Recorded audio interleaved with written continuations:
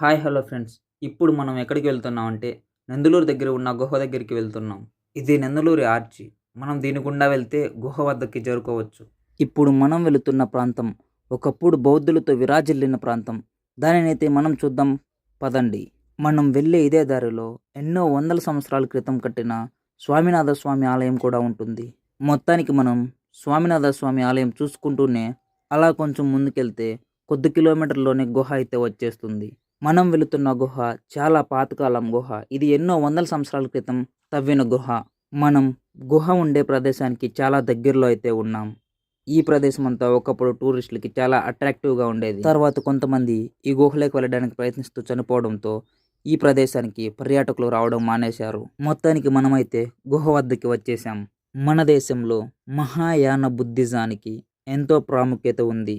అదేవిధంగా ఈ గుహను బౌద్ధ సంస్కృతిలో విహారము అంటారు. ఇది బౌద్ధుల నివాస స్థలము కాబట్టి దీనిని విహారము అంటారు.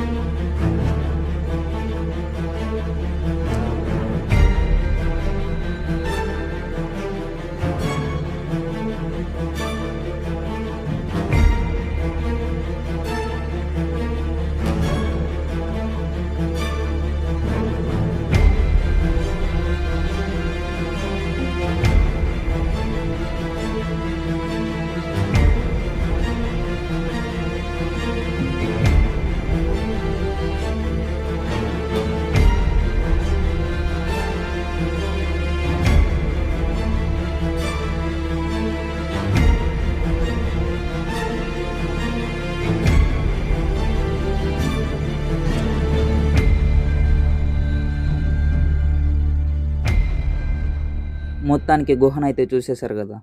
మీకు ఈ గుహ బాగా కనపడాలంటే లైటింగ్ లేని చోట చూడండి. ఇప్పుడు మీరు చూసిన గుహనే బౌద్ధుల నివాస స్థలం. ఇక్కడ వారు నివాసం ఉంటారు. విహారాల్లో సన్యాసులు వేరుగా, గుహస్థులు వేరుగా నివాసం ఉంటారు.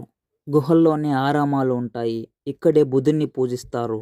ఇక్కడే వీరు మత సమావేశాలు కూడా జరుపుకుంటారు. కానీ ఈ గుహల గురించి ప్రక్కన గ్రామాల్లోని ప్రజల్లో ఒక ప్రచారం ఉంది. ఆ ప్రచారం ఏంటంటే ఒక వేశ్య గుహల్లో నివాసం ఉంటూ సిద్ధవటం రాజులకు, సైనికులకు వ్యభిచారం చేస్తుందని. ఇక్కడ గుహ లోపల ఎంతో విలువైన బంగారాన్ని దాచిపెట్టి దానికి పెద్ద పాముని కాపలా పెట్టిందని చెబుతుంటారు. ఈ వేసే కారణంగానే ఈ గుహలకు లంజికనం అనే పేరు వచ్చింది. కణం అంటే ఘాట్ రోడ్. ఇప్పటికీ కొండల మధ్య నుండి అటువైపు గ్రామాలకి దారి ఉంది. ఈ కణాన్నే లంజికనం అని అంటారు. దయచేసి నా గమనిక, మీరైతే ఈ గుహ లోతు వరకు వెళ్ళకండి, ప్రాణానికి ప్రమాదకరం. మేమైతే ఈ గుహ బయట నుంచే షూట్ చేశాము.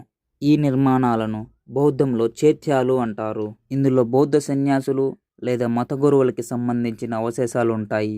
పెద్దవాటిని మహాచైత్యాలు అంటారు, చిన్నవాటిని చైత్యాలు అంటారు. మొత్తానికి ఈ గుహ గురించి నాకు తెలిసిన సమాచారాన్ని అయితే మీకు చెప్పాను.